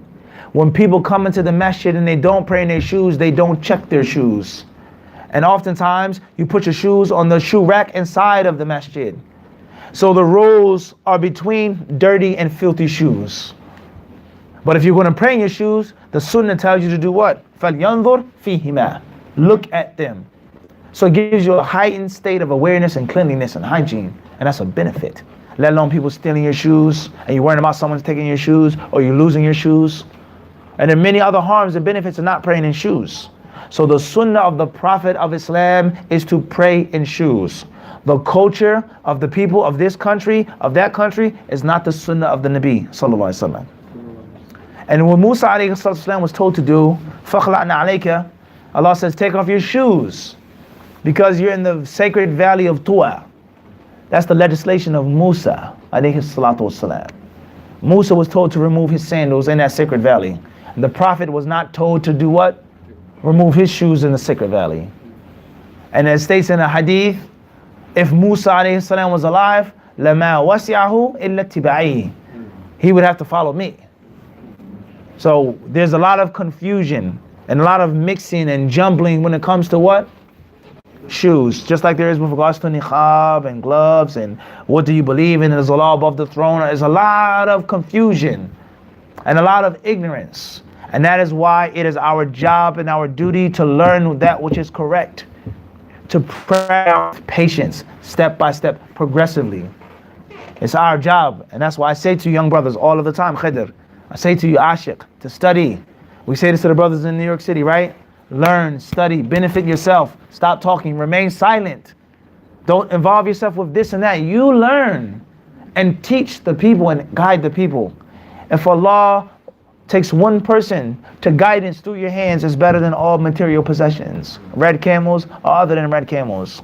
But many people who learn the sunnah and they learn the hadith, they come back to their country, they go too crazy, too fast, too harsh.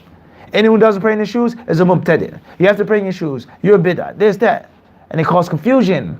And these people who have been practicing Islam for all of these years, you come with something they've never ever heard about. They've never ever heard about this. In Canada, I gave the khutbah. And I said in the khutbah about the Prophet ﷺ's intercession. And Ibrahim ﷺ will be asked to make intercession for the people. When they stand in front of Allah and they are afraid and terrified, they will go to Adam, they will go to Nuh, and they will go to Ibrahim. And Ibrahim will say, I lied 3 times. I'm unbefitting of asking Allah for this. Go to someone else. Ibrahim will say that I lied. After the khutbah, I finished the khutbah, an older brother came up to me. Perhaps he was from Egypt, maybe Lebanon, definitely was from the Middle East. And he was very respectful. Assalamu alaikum, Shaykh, Jazakallah khairan, barakallahu fiqh, so on. He says, however, I want to give a piece of advice to you, or half question, half advice. He says, you mentioned that Ibrahim said that he lied, and you shouldn't say that. He's Ibrahim alayhi salam, Khalilullah, so on and so forth. I said, Jazakallah khairan, Shaykh, thank you for your advice, but I don't agree with you. And Ibrahim alayhi salam himself said that he lied. And he said, what, Ibrahim? I said, yes. The hadith is in Sahih Bukhari and Sahih Muslim, narrated by this companion. Doom. He said, oh. He says, I've been to Saudi, I've been to Kuwait, I've been to Egypt, I've been to all of these countries, all of these sheikhs. He says, I never ever heard any of them saying that. I said, Alhamdulillah. Now you heard it today. You got it for free. To go. Delivery. So the point, the moral of the story is what? And hadith is clearly in wording, the kadhibat of Ibrahim, when he said that he was sick, and when he said that the big idol did it, and when he said that she's my what? She's my sister, not wife. Yeah, you are, not a wife. He said she's my what? Is my sister. He lied for the sake of Allah. In actuality, it was an actual lie, as we would say, a white lie, quote unquote. But it was a lie. And he was a humble servant. And he said, I never heard this before. And hadith is in the Sahihain. So if there's someone who speaks Arabic, who's traveled to these countries, what about this old grandmother or this older brother who's never left his village? And the only thing he knows is cultural Islam that's been simple and easy and basic for the past 500, 700 years. And you come back from Yemen or Egypt or South Africa or wherever you go study with a battering ram. And everything that he knows and does is wrong, is bid'ah, is evil, and this is the new proper Islam. No respect, no humility, and no humbleness. What do you think is going to happen? He's going to reject it. And the high thobe, don't take anything from him. Anyone who has a full beard, don't listen to him, because he disrespected me, and he disrespected the imam. And now the ball keeps rolling, and the people get further and further away from each other. Instead of the brother coming from overseas, and he goes to the local imam, Jazakallah khairan, Sheikh, we studied under you. You taught us. You wrote my letter of recommendation to go to Medina. But as you taught us, the religion is advice. And if you would allow me, Sheikh, as your younger student, to give you some advice, I don't think the Sheikh is going to say no. Fadl, what advice? Sheikh, Jazakallah khairan. When I was in Medina, we had a teacher and he showed us this, and I read this hadith. Have you ever heard of this hadith, Sheikh? He says, no, I never heard this. Yeah. And maybe he might listen to you. He might respect you. He may empty his cup. And he may not. He may say, no, I disagree. I'm Hanafi, I'm Shafi'i, I'm Maliki. No. He may not agree, that's fine. But he can't say that you disrespected him. And he can't say that you have bad character. I don't agree with him, but he has good character, and most importantly, his knowledge is strong. He quoted the hadith, he gave me the dalil, he gave me the source. And not someone, Sheikh Fulan said. A sheikh said. That's not strength. So call to Allah with wisdom. Billatihi ahsan. With strong knowledge, basira, and bi'idhnillahi ta'ala, gradually, step by step, piece by piece, things will get better. And if the people don't listen, and they're too stuck in their ways, and they can't change, that's fine. That's fine. Focus on the new generation. Focus on the younger brothers and sisters. Focus on the people that aren't stuck with those old cultural values which are against the deen.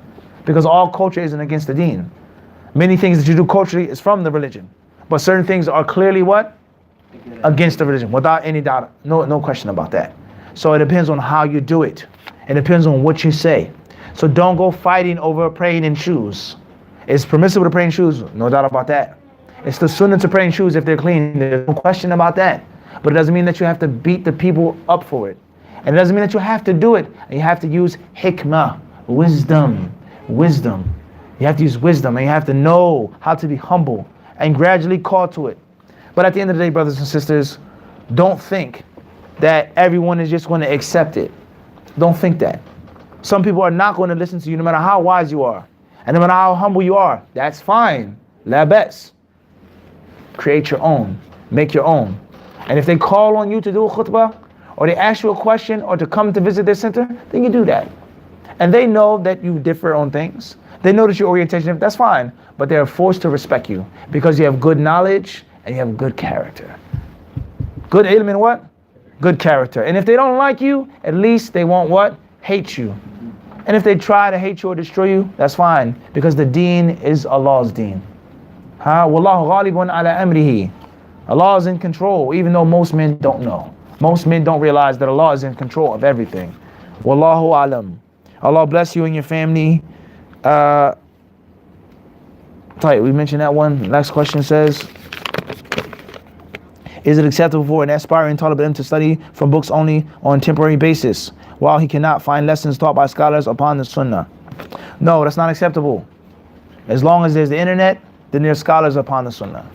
You can be in your home in Malaysia and can study from someone in South Africa, or someone in Egypt, or someone in this country and that country. The internet, walillahi alhamd, has made things are far and remote to be close and easy and accessible.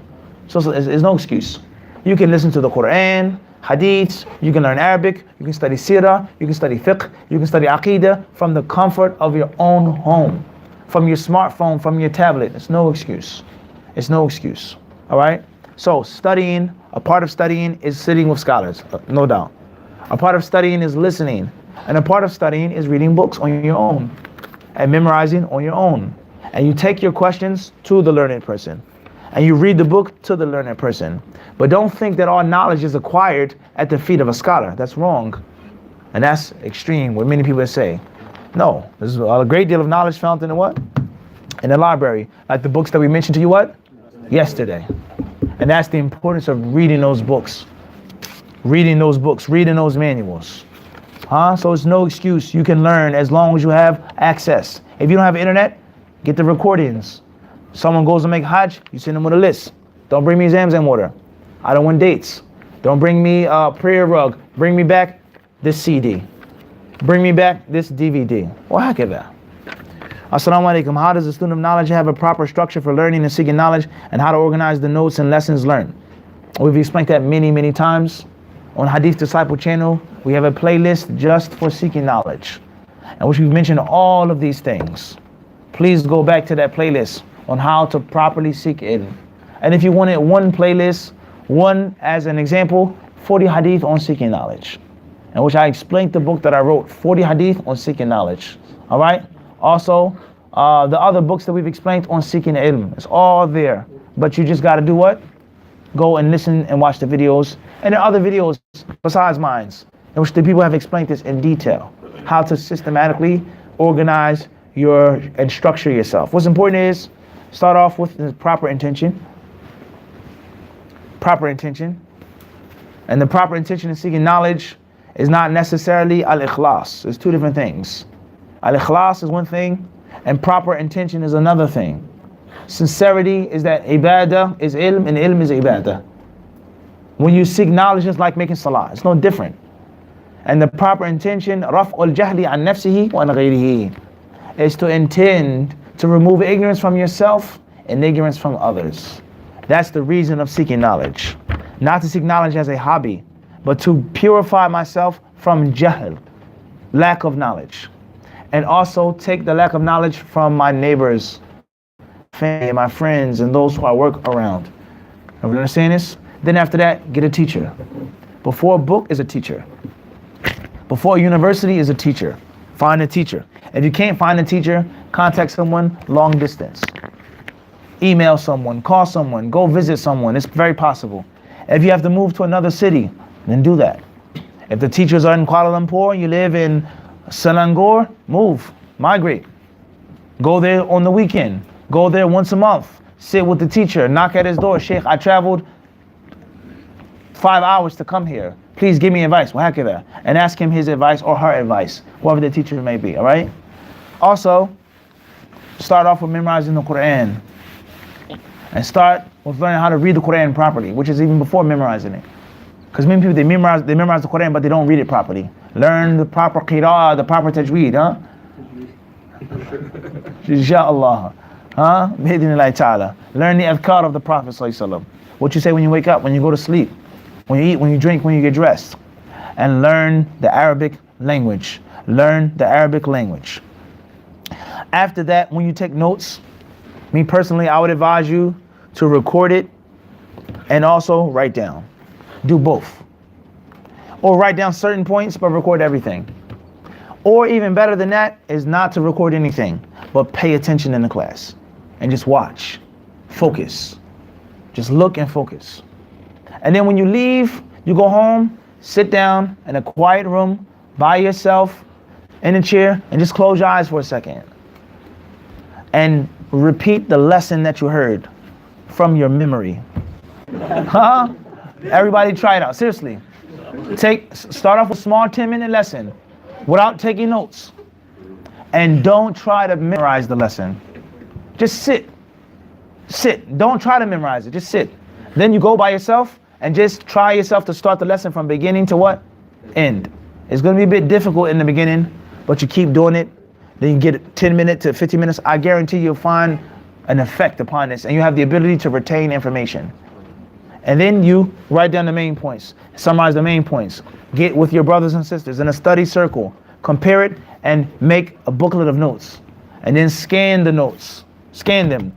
Don't suffice yourself with paper. Use the technology. Scan them. Make them into a PDF. Upload them. Make them to an archive. And have everything documented. That way you don't have to keep studying the same classes over and over again, but you have what? An assortment of information. وَهَكَذَا. Wallahu alam. Number 2, how to be consistent in our deeds, like seeking knowledge. How to push ourselves to be disciplined and consistent. And reading the Quran. Reading the stories of the prophets and the messengers. How Nuh alayhi salam did it for 950 years. The Prophet sallallahu alaihi wasallam, he called his people and they disrespected him and they abused him and they called him names. How Ibrahim alayhi salatu wasalam made dua for his father, and even though his father refused to listen and refused to follow the clear proof that Ibrahim alayhi salatu wasalam was mentioning. Alright? Read the stories of how the prophets were murdered. They were killed. Read these things. People that were closer to Allah, that went through more. People that had a more special relationship with Allah, and they suffered more than you do. And compare yourself. What am I doing? And how am I suffering? How am I struggling? Alright? And read the stories of the people of Hadith. Read the story of Imam Malik. Read the story of this companion, of this one who traveled and who went through so much just to hear one hadith, to learn one narration. Read these stories, Bidnai Ta'ala, and most importantly, understand that nothing is done without consistency. There's nothing successful in this world without consistency. Everything is based off of being consistent. Slow and steady wins the race. You have to be consistent. And like I said, read those books, those Kutub Adab Talib, and read those books. Read those books. It says here, as a new student of knowledge, what should one start with first without overwhelming oneself? Like I just mentioned, the Quran. Like I just mentioned, the Arabic language. Like I just mentioned, even more important than that is learning how to be a student of knowledge as far as your mindset. Learning how to make yourself as a student of knowledge. From this day on, I consider myself a student of knowledge. How I dress, how I eat, how I walk, how I talk, marriage or not, whatever I do is all around talabul ilm.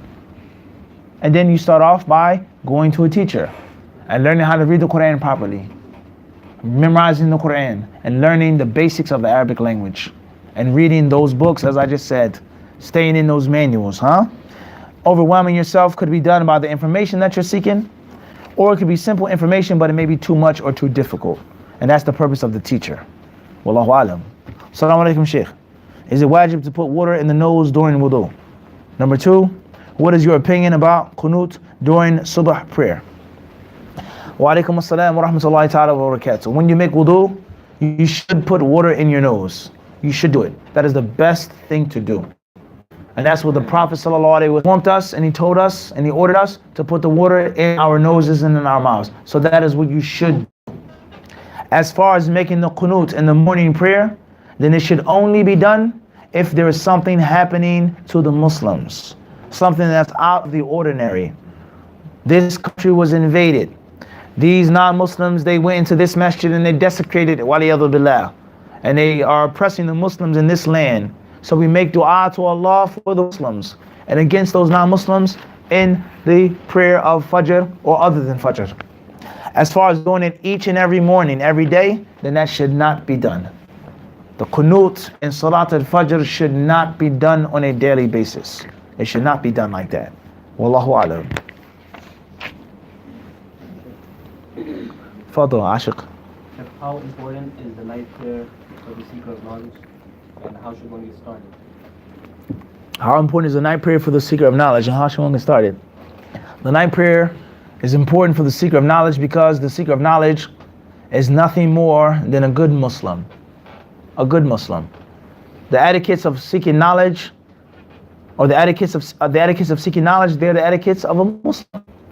Be truthful, be honest, be on time, be respectful, be humble, be hardworking, be patient. That's nothing more than Islam. That is what Islam is. But you, as a student of knowledge, are supposed to be the best. And you're supposed to be the most elite. You're supposed to be the most patient. You're supposed to be the last person to lose his temper. You're supposed to be the first one there and the last one to leave the class. You're supposed to be the most respectful, the most humble. But those are characteristics of a what? Of a Muslim, a day-to-day Muslim. And from that is making the night prayer for the Muslim. The importance, the virtue, and the excellence of making the prayer at night for the what? Let alone the talib al-ilm. Reason number 2 is that making the prayer at night is a means of revising the Quran. Reviewing the Quran. And we all know what happens when you don't review the Quran. And the Prophet ﷺ, he tells us that the Quran can run away from one of you faster than a camel which is untied. Faster than a camel which is untied. So if you don't practice and review the Quran, you can lose it. And some of the ulama of Islam, they say that forgetting the Quran or being caused to forget the Quran, some of them say that it's a major sin. It's from the major sins. How can this be a major sin? One may say, that's not fair. I'm normally forgetful. I'm a human being. They say you only forget the Quran because of ignoring the Quran. Ignoring it and not using it and not praying at nighttime. As the Prophet ﷺ complained to Allah in Surah Al-Furqan, that my people اتخذوا هذا القرآن مهجورا. They've abandoned this Quran. Alright? So praying at night helps you revise and helps you review what you've previously what? Learned. Last but not least, praying at night is a means of setting a good example for your household and for your family. And you're supposed to be the imam of your household. Also, praying at night is a means of you having an intimate relationship with Allah. And the student of knowledge needs to have the most intimate relationship with Allah for him to have strength and power and ability. Alright? So studying is one thing, and being connected to Allah is another thing. So some ulama, you may see why they're so brave, how they know so much, how they speak so much, how everything just comes to them without effort. A part of it is hard work, yes. A part of it is what? It's hard work and review and revision. But a big part of that is their connection with Allah. Is their connection with Allah, and Allah gives it to them. And Allah blesses them with it. If you call that Sufism or whatever, then so be it. Whatever it is. You understand this? Allah gives His servants gifts. He gives them gifts. And there's no doubt, no matter how much you study and how long you study, there's no way that you can know all of that and say all of that like this, like that. That's something that's above and beyond. And that's from Allah subhanahu wa ta'ala. And you can't get that unless you have a what? A tight and intimate relationship with Him. And what better time is the time than the night prayer? To speak to Allah and recite Allah's words and ask Him and to beg Him. Wallahu alam. Before we stop, brothers and sisters, the advice with regards to getting married, and the advice with regards to staying married, and the advice with regards to having a happy marriage and a fruitful marriage, which will bear the wisdoms of marriage, of righteous children, of protection from evil and from vice, of peace of mind, of sakina, liyaskuna ilayha. Allah created Hawa from Adam for them to have what? Sakina, serenity with each other. So with that being said, marriage is a blessing for young men and for young women. It's a means of you learning responsibility. And it's a means of you being forced to be responsible. It is a means of you obviously avoiding the haram which surrounds us. Every place and every location, there's some type of call to evil and to vice. Whether it's a naked woman or a naked man, you go to the store to buy clothes. You want to buy some swimming trunks to go to the waterfall. And you have to walk by naked men just to buy a pair of shorts. Just to buy a shirt, you have to see someone who's naked, half naked, wearing tight, unbefitting clothes. You wish to go to the supermarket to buy some juice or a box of cereal, and there's an uncovered woman. Wherever you go, there's some type of call to fahisha. And of course, it's 10 times worse in the United States. 10 times worse in the United States. Everywhere you go, there's some type of nakedness, some type of call to homosexuality, something, somehow, some way. There's a rainbow, there's something inviting you to evil. So marriage is a means of protecting yourself and fulfilling your desires in a permissible way. And there's nothing wrong with fulfilling your desires in a permissible way. There's nothing wrong with that. And this is advice that I give to parents. If your son or your daughter says, I want to get married, and you tell them, no, you just want to have intercourse, that's all. You just want to have sex. There's nothing wrong with that. The desire for that is natural. And the desire to do it the halal way is a virtue. And it's something that you should help your son in. Of course, teach him about responsibility. Having a wife is not having a girlfriend. Having a wife is not just about intercourse. Yes, it comes with a responsibility. But he's 19 years old. Are you the wise man that you are now at 50 or 60? Were you always that wise? Of course you weren't. You made mistakes. Made errors. Your father barked at you when you were younger. Your parents told you not to get married and you didn't listen to them and you had us. So don't be hypocritical and help your children get married, because it's best for your son to get married and to make mistakes, and it's best for your son to get married and not finish his college degree than your son to come home as a fornicator, or for your daughter to come home as a fornicatress, and for her to bear a child from haram, or for her to be permanently mentally scarred because she had an abortion. She killed her because she knows that she can't bring this child home to her parents. And after that abortion, she'll never ever be the same. You say to your daughter, what's wrong? Why do you look like this? Why aren't you eating the food that we made you? Tell us about college. Why are you so sad and upset? Why are you crying? Why do we find this bottle of pills in your suitcase? Because I had an abortion and I knew that I couldn't bring our own baby home. I was forced to kill him because I fell into zina because you didn't allow me to get married. What's better? What do you want? So we have to be mindful. Marriage is a virtue, and it isn't a vice. No one is perfect. Since people are perfect before they get married, they're not going to be perfect after they get married. They're humans. We're all flawed. But marriage is going to help you or hurt you. Teach your son responsibility. Teach your daughter responsibility. Teach them the value of taking care of a woman and providing for a woman, yes. But at the same time, encourage them to get married. And that was the advice of the Prophet ﷺ. And when the man said that I would not get married, the Prophet said, "Man raghiba an sunnati falaysa minni." You're not from me if you're not upon my sunnah. So that's the advice to the shabab to get married. It's the advice to the parents to help the shabab get married. Help them be chaste and be pious. All right. Also, grandchildren. Don't you want a grandchild? Don't you want a beautiful son? A beautiful daughter? When's the last time that you picked up a small baby? You're grown now. You want a small baby to hold in your arms. Don't you want one? And that only can come from what? From zawaj. That only comes from marriage. And only Allah knows the amount of joy and happiness that comes from a what? From a newborn baby, a grandchild. Some they like their grandchildren better than their own parents. Facts? Sometimes you may have a better relationship with your grandfather than your actual father. The grandfather never said no. He was nice because he's older. He's closer to the grave. He's learned a life of mistake, and now he's trying to do the right thing. He's wise, and he's soft and caring, charismatic. This comes from zawaj, all right? As far as the brothers who are married, then my first piece of advice, and to the sisters as well, is to fear Allah, ittaqullah. And don't mistreat your wife.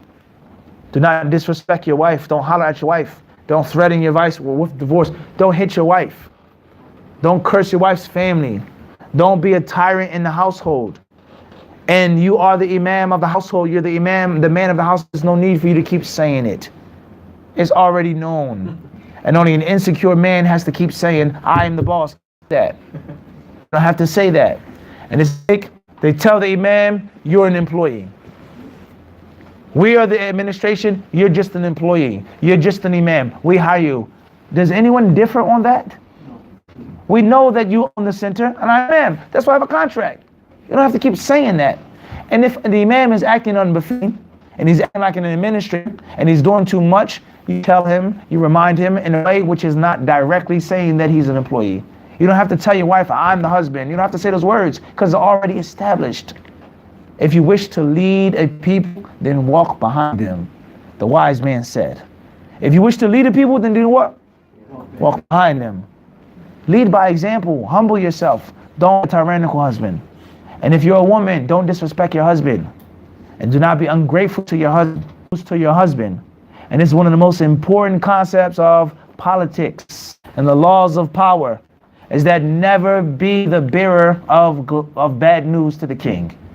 If you're a courtier, you're in the court of the king, never take bad news to the king. No matter what you have to do, force someone else to say it, get someone else to do it, manipulate, you never bring the king bad news. He sees your face, he feels happy. Yes, come in. What can I do for you? How are you? And whenever I see your face, oh, bad news, stress. Our country is at war. It's something that's going to, as soon as I see you, there's what? Negativity. And the same applies to your husband. You do not want your husband to dread coming home. You don't want him to dread picking up his phone. Oh man, let me silence my phone. You don't want that. You want your husband to rush home. You want your husband to see and look every 5 seconds. Did my wife call me? Did she call me? Did she call me? You want your husband, whenever he thinks about you, to think of happiness and peace and serenity and relaxation. And you don't want it to be nagging and complaints and ungratefulness. That's not what you want, sister. That's not what you want. You want your husband to feel good when your name is even thought of. So don't be a complainer. Don't nag. Don't be ungrateful. Appreciate your husband for everything that he does for you, no matter how small it is. You don't necessarily do your husband, but you do it for the Messenger of Allah, who said that women will burn in the fire of hell. And that's because they're ungrateful and they are disrespectful. So never ever look down upon your husband's good treatment. Also, advise your husband. Support your husband. Help him in his endeavors. And I guarantee you, the woman who's behind her husband and she supports her husband, the man will never ever forget her. He'll never forget her. No matter where he goes, no matter where I started my business. The first wife that was there when you were complaining about your mother and the problems with your family, and she was there for you, and she kept your secrets, and she gave you nasiha. So you want to be, inshallah, that magical woman in his life, bi'idhnillahi ta'ala. And of course, perfect. Al-kamalu lillah. Perfection is for Allah. But that's the advice that we give to maintain a healthy marriage. And Allah Azza wa Jal surely knows best. Fadl ya Aliyu. You spoke about, Tulab al-ilm or ulamas, people should not all the time judge one another or speak bad about one another.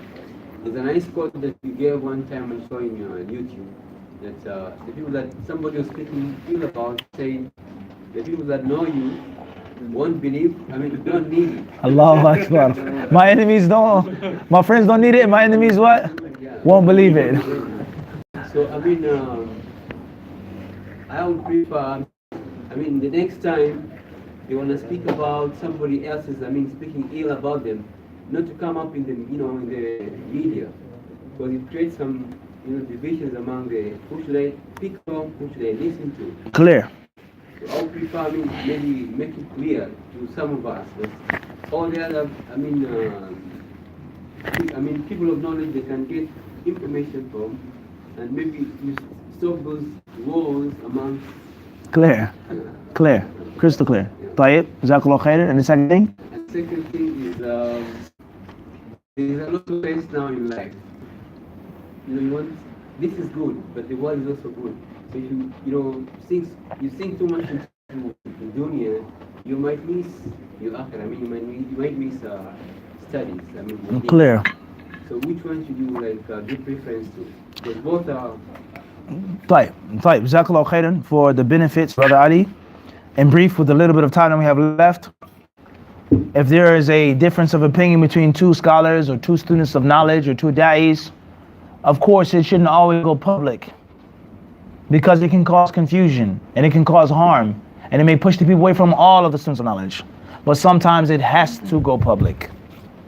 Sometimes it must go public and it cannot be private. And that's because one has the right to defend his honor. And one has the right to speak up the truth and clarify the truth. And just as you benefited from that video, if I kept it just between me and him, you wouldn't have what? You wouldn't have benefited. That's in brief. That's in brief. Of course, there's a harm, and there's also some times in which you have to, depending on the situation. As far as the dunya versus the deen, knowledge versus profession, then the people, they say, which is mightier, the pen or the sword? And they differ. Some people say the pen, some people say the sword. We say in our school of thought that the sword is the pen and the pen is the sword. So seeking knowledge of the deen, seeking knowledge of the dunya, they don't go against each other. You have some of this, you have some of that. Whatever you're more inclined towards, you merge the two. Work is ibadah. I give sadaqah, I give zakah, I take care of my family, I avoid the haram. Studying and teaching, that is my profession, that's my job. That's what I do when I'm in the airport and I'm writing for immigrations. What's your profession? I say imam. So the pen and the sword are what? They're one. There's no such thing as the pen is mightier or the sword is mightier. They're both one. So the deen and the dunya, you do what you need from them and you make the best out of each situation. Wallahu alam. That's also in brief. Wa jazakumullahu khairan.